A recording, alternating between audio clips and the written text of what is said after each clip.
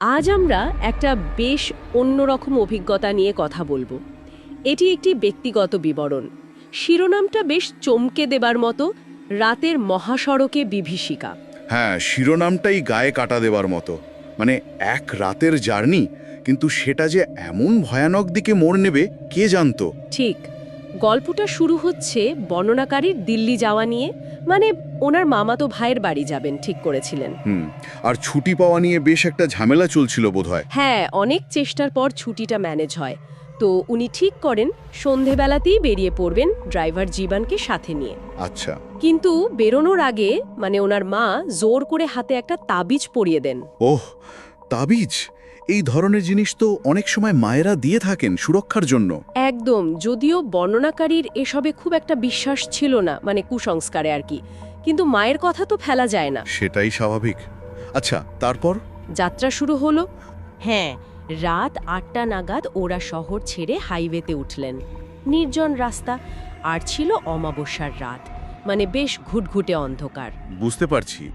শুধু গাড়ির হেডলাইটই ভরসা তখন? ঠিক তাই, হেডলাইটের আলোয় শুধু রাস্তার ধারের গাছপালা আবছা দেখা যাচ্ছে। দাড়িতে তখন উনি আর ড্রাইভার জীবন জীবন বোধহয় একটু গানও চালিয়ে দিয়েছিল।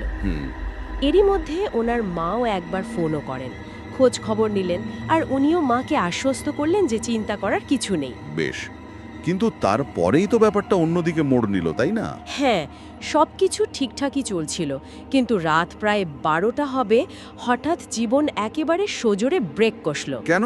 কি হয়েছিল? সামনে তাকিয়ে দেখেন, আরে বছর 21-22-এর একজন মহিলা কোলে একটা বাচ্চা নিয়ে রাস্তার মাঝে দাঁড়িয়ে। রাত 12টায় হাইওয়ের মাঝখানে? এ তো অবিশ্বাস্য। ঠিক, মহিলার পরনে ছিল সাদা শাড়ি, চুলগুলো এলোমেলো। দৃশ্যটা কেমন যেন একটা অদ্ভুত, অস্বস্তিকর। অবশ্যই। সূত্র অনুযায়ী মহিলাটি নাকি ভীষণ ভয় পেয়েছিলেন, কান্নাকাটি করছিলেন। হ্যাঁ, গাড়ির কাছে এসে প্রায় কেঁদেই ফেলেছিলেন। বলছিলেন বাঁচানোর জন্য আকুতি করছিলেন। বলছিলেন কিছু লোক নাকি তাকে মেরে ফেলতে চায়। মেরে ফেলতে চায়? বলেন কি? হ্যাঁ, তাই উনি পালিয়ে এসেছেন।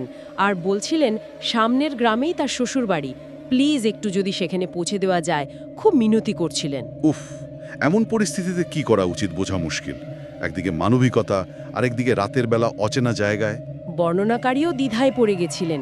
এত রাতে অচেনা মহিলা, বাচ্চা কোলে, ব্যাপারটা কেমন যেন সন্দেহজনক লাগছিল। কিন্তু ড্রাইভার জীবন কি বলল? জীবনই বরং একটু ভরসা দিল।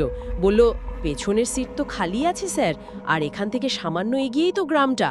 বিপদগ্রস্ত মানুষকে সাহায্য করা উচিত। জীবনের যুক্তিটাও ঠিক। তো শেষমাস বর্ণনাকারী রাজি হলেন। মহিলাটিকে পেছনের সিটে বসিয়ে আবার গাড়ি চলতে শুরু করলো। কিন্তু শান্তি বেশিক্ষণ থাকলো না, তাই তো? একটা অদ্ভুত গন্ধের কথা আছে বর্ণনায়। ওটা? সেটাই তো রহস্য। গন্ধটা এতটাই তীব্র হচ্ছিল যে গাড়ির কাঁচ নামিয়ে দিতে হলো। আর তারপরেই ওই ভয়ঙ্কর শব্দটা। হ্যাঁ, ঠিক তখনই পিছনের সিট থেকে একটা গা শিরশিরে শব্দ আসতে লাগলো। মনে হচ্ছিল কেউ যেন কাঁচা মাংস ছিঁড়ে ছিঁড়ে খাচ্ছে। বাবা রে, এ তো ভাবা যায় না। এই শব্দ আর গন্ধ মিলেমিশে পরিস্থিতিটা তখন রীতিমতো ভয়ানক।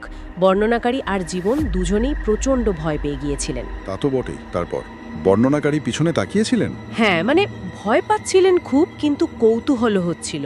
ভয়ে ভয়ে রিয়ার ভিউ মিররে যখন তাকালেন, যা দেখলেন সেটা ভাষায় প্রকাশ করা কঠিন। কি দেখলেন?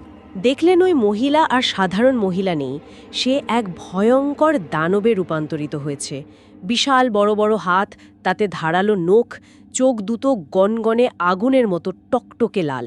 সর্বনাশ! মুখ থেকে রক্তমাখা লালা ঝরছে, আর সারা শরীরে কেমন শ্যাওলা ধরা।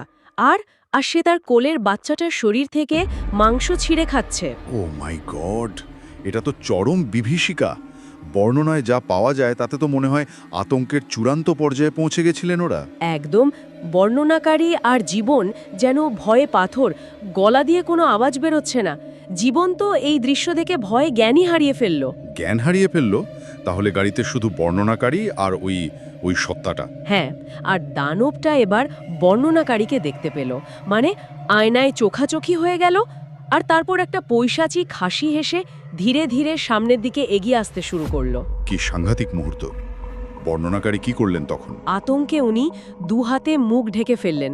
আর ঠিক সেই সময়, মানে যখন প্রায় সব আশা শেষ, তখনই ওই তাবিজটা। হ্যাঁ, মায়ের দেওয়া সেই তাবিজটা থেকে হঠাৎ করে তীব্র নীল রঙের একটা আলো বেরিয়ে এলো। নীল আলো তাবিজ থেকে? হ্যাঁ, এতটাই তীব্র সেই আলো যে দানবটা সেই আলোয় ছিটকে দূরে সরে গেল। তারপর দেখা গেল আলোটা যেন ওর শরীর পুড়িয়ে দিচ্ছে।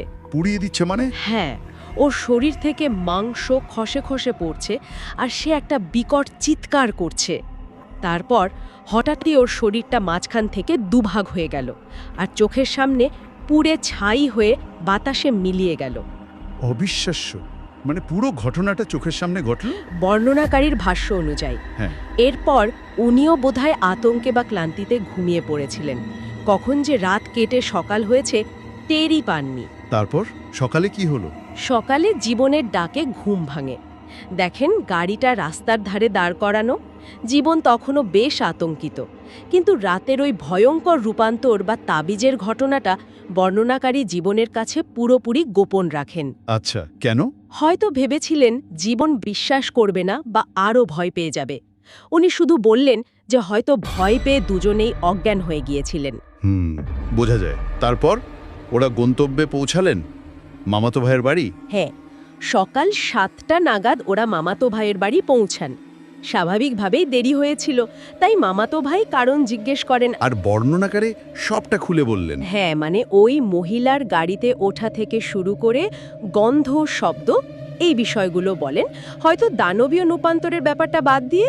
আর মামাতো ভাইয়ের প্রতিক্রিয়া কি ছিল? মামাতো ভাই সব শুনে কিছুক্ষণ চুপ করে রইলেন। তারপর যা বললেন সেটা শুনে বর্ণনাকারী আর জীবন দুজনেই একেবারে স্তব্ধ। কি বলেছিলেন তিনি? তিনি জানালেন বছর 3 আগে ঠিক ওই হাইওয়েতেই নাকি এক মহিলাকে তার বাচ্চা সমেত খুব নৃশংসভাবে খুন করে নদীতে ফেলে দেওয়া হয়েছিল। বলেন কি? সত্যি? হ্যাঁ, মামাতো ভাই জানালেন সেই থেকেই নাকি রাতে ওই রাস্তায় অনেকেই অদ্ভুত সব জিনিস ঘটতে দেখেছে। কেউ কেউ ওই মহিলার আত্মাকে ঘুরতেও দেখেছে বলে দাবি করে। তাই সাধারণত রাত 10টার পর থেকে স্থানীয়রা ওই রাস্তাটা এড়িয়েই চলে। তার মানে রাতের ওই ঘটনাটার নিছক ভ্রম ছিল না, ওটা কি সত্যি ওই অতৃপ্ত আত্মার কাজ? মামাতো ভাইয়ের কথাই তো সেনউমি ইঙ্গিত পাওয়া যায়। রাতের ওই বিভীষিকা যেন স্থানীয় কিংবদন্তি আর এক মর্মান্তিক অতীতের সঙ্গে মিলেমিশে গেল। যা ঘটল সেটা কি শুধুই মনের ভুল, নাকি সত্যি কোনো অপার্থিব শক্তির মুখোমুখি হয়েছিলেন বর্ণনাকারী? সূত্র কিন্তু এই প্রশ্নগুলোই তুলে ধরে। সত্যি গায়ে কাঁটা দেওয়া অভিজ্ঞতা। আর এই পুরো ঘটনার পর একটা প্রশ্ন কিন্তু থেকেই যায়, তাই না? কোন প্রশ্নটার কথা বলছেন? ওই যে তাবিজটা, ব্যক্তিগত বিশ্বাস যেমন এই তাবিজ, সেটা কি সত্যি চরম বিপদের মুহূর্তে কোনো অজানা শক্তিকে জাগিয়ে তুলতে পারে, নাকি এটা পুরোটাই মনের জোর বা হয়তো নিছকই সমাপতন? এটা একটা গভীর প্রশ্ন বটে। বিশ্বাস আর অবিশ্বাসের সীমানাটা বড়ই ধূসর। এর উত্তর শায়দ ব্যক্তিভেদে পাল্টাবে। ঠিক, এই ভাবনাটাই না হয় আমাদের শ্রোতাদের জন্য রইল। তারা কি ভাবেন বা তাদের জীবনেও এমন কোনো ব্যাখ্যাতীত অভিজ্ঞতা আছে কিনা তা নিয়েও তারা ভাবতে পারেন।